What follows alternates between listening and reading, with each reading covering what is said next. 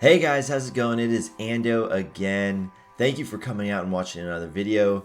So about a week ago, I posted a video about 3v3 Grand Arena and a few tips that I had for it, as well as some defense compositions that I thought was going to do well. So I've gotten some feedback on them. So huge shout out to everyone that joined the Discord as well, gave me their input on what they were doing, sent screenshots of some of the teams doing well. And so what we'll do is we'll kind of reassess some of that stuff, go through my own defenses, so that way you guys can see what I actually did. And then we'll also talk about the offense, right? Because it's important. I mean, setting a good defense is only half the battle. You have to also do well on the attack. So I've got some tips for that as well. And then, yeah, we'll go through that. So if you guys are enjoying this, be sure to hit that like and subscribe button and comment down below on, anything that you see that was working, or anything that you see that maybe doesn't work. We're all learning here, and so hopefully we can all just continue to learn from each other. So let's go ahead and get into the video.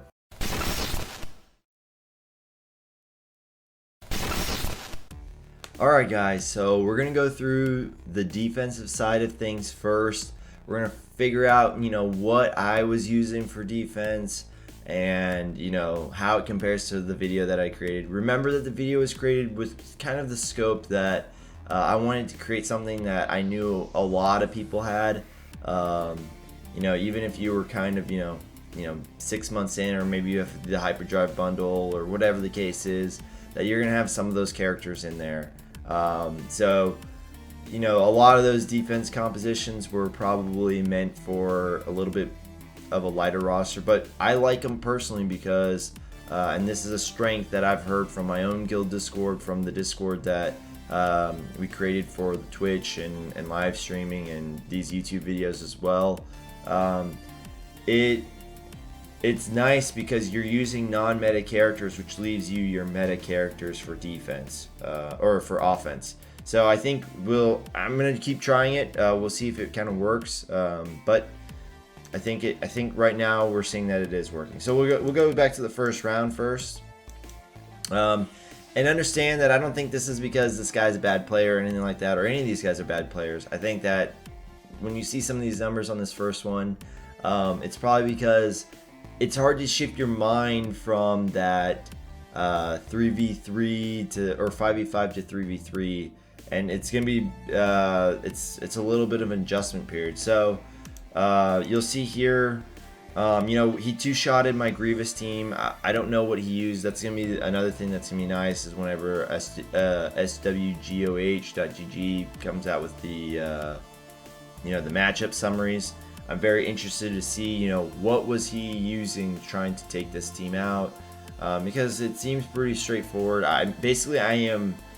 This whole front wall, I'm trying to get rid of some of those meta characters that you might have. Like, I'm trying to get rid of a JKR, trying to get rid of Padme here. I'm trying to get rid of maybe CLS or something like that. And so we got 2 holds here, 2 holds within the Newt team that I suggested in the video, and then my Kylo Ren unmasked with Wat Tambor only got 1 hold, or just the 1 battle, so didn't get any really big holds there. But like I said, if it uses a good team to beat it, then it's kind of doing its job. And then we go into this Zam team. So I have Greedo in on this one. You guys will see in the later matchups, I actually sub him out, which is kind of crazy because he's the only one that actually has thermals on him, other than Zam. But again, that video kind of explained why I was using Greedo in there. Only 1 hold here, but then I got 3 holds here on Machine Gun Leia. Very good performance from her and that team right there. I got 5 holds here. So again, I didn't put Malik in there in that video that I posted earlier. Not because I was trying to hold a secret from you guys. Here it is. This team is really good. If you have this team, as you can see, you don't even need a geared up Savage. His leadership just adds a ton of defense and some tenacity to an already pretty tenacious character that has a pretty thick defense as well. So That's the thought process here. It's gonna be harder to land ability blocks, harder to land healing immunities, which is a huge way of taking out Malik. So yeah, overall, if you have a more geared Savage, and especially if you get the Zeta on him, man, he can be really, really tanky as well. And that's basically 3 ticking time bombs. That's what I really wanted to go for here. Going up to the north, you'll see that he one-shot all my teams. So we will change out this team in the future. I tried out this team with the Daka lead instead of Asajj. I'm actually not sure how I feel about it, because I don't think it did anything. Again, I'll have to check and see, what kind of teams they're using against it. Again, if it's a Padme or something that they're using on it to try to get that AOE, then I'm okay with it. But if it's if it's something a little bit less than ideal, then we'll have to maybe switch it up. And then he got two hits here on Malevolence, so ended up winning this one pretty handedly. But again, so we'll go into the second week here. Second week was a little bit closer, or second matchup was a little bit closer here. But you can see, man, he really went through some teams here to try to get through this front wall. So that brings us to 5 holds here with this team. I'm telling you, it's very, very tricky. It can be very, very frustrating to play against, especially if you get those extortions and your ability blocked or you're stunned, so it just keeps spreading. Took 4 battles to use Kylo Ren, so again, 2 placements. Now that's 5 battles as well. And then down here, this Grievous team only took one team. But again, if that team is, Bastila with Jedi Knight Revan and Grandmaster Yoda, again, that's 3 big players to take off the field there. Alright, so in the back wall, he one-shot everything, but as you guys can see, I said, I'm going to put in Grief Karga here. I just figured that, maybe there's some more protection and some regen that can happen here with even a Grief that's just under stealth there for a while. And again, it's interesting, right? I don't know, maybe it was Grief and Django left after the initial battle, or maybe it took them 2 or whatever. But it's just, I think it's one of those teams where you look at it and you're like, well, that's a gear, I don't know, 7 or 8, and a gear, 10 or 11. And so your want to throw something good at it is probably less than ideal. But because there is that gear 13 Django, you have to bring something to get him under control. So very interesting team. We've had some good results with that. And then up here in the north, it took him 2 battles here on this Poggle lead. Don't sleep on this lead, guys. I've gotten some great screenshots from some guildmates and stuff like that have had like 5 holds with this thing. It's pretty great. Again, nothing really impressive with the Daka lead. I'm not sure if it's, again, if it's eating up a good team, then I'm good with it. We might have to readjust from that though, this next go around. And then this last one right now, we both attacked pretty early, so ended up winning this one. And the only team, so I'll go through and show it all again. So he one-shot this whole front row, no issues there. He kind of took a very similar approach, left all of his meta teams for offense really, and this was by far my closest match. Very, very difficult defense as well. One-shotted everything in the back except for this resistance team. He told me that he very much underestimated it, and so that was, I think that's the big win here, was that it took him 2 teams to go through one of my teams. So the other stuff he absolutely one-shot, so congrats to that guy. Very, very cool guy as well. He talked to me for a little bit. But yeah, so that's what we learned on the defense, guys. Let's go ahead and shift our mindset and let's see what we learned on the offense. Okay, now let's go on to the offense tips and things that we learned over this Grand Arena. So the thing that I learned here is that Hux is an amazing lead. We always knew that, and he's a very good and kind of underrated character in my opinion. But that being said, I mean, look at the damage that he's doing. Now, understand also that I have some relic levels on all these guys. I do have a Supreme Leader Kylo Ren, so those relics are represented here. But as you can see, doing very well against a team that relies heavily on counters with the Dooku lead here. So teams to use against him potentially is, Count Dooku leads, Nest, great, as long as it's not like a Relic 7 Nest or something crazy. There's a lot of teams. CLS is another team that you can really use this guy against. If they place him on defense, I know he's very common.